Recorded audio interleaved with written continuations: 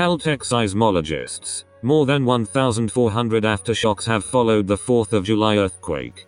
Caltech seismologists say there have been more than 1,400 aftershocks, including 17 of a magnitude higher than 4.0 following Thursday's earthquake near Ridgecrest. In Friday's press conference, the seismologist said there is a 6% chance of a magnitude 6.0 plus quake within the coming days, but the chances of one that size diminish as time goes on. Damage from the quake was relatively minimal. That's because Ridgecrest is a relatively young city, the seismologist said, and was built to building codes enacted in the 1940s. The quake damaged road surfaces, leaving cracks in some roads. Those cracks have since been filled in by cauldrons. The largest temblor to hit Southern California in 20 years. The quake prompted officials to evacuate Ridgecrest Regional Hospital as well as a few apartment buildings until damage inspections could be completed. About 20 minor injuries were reported.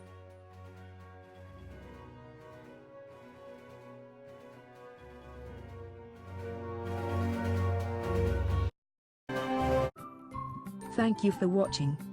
Please subscribe to us on YouTube. If you like, donate to us, visit home on the page PayPal.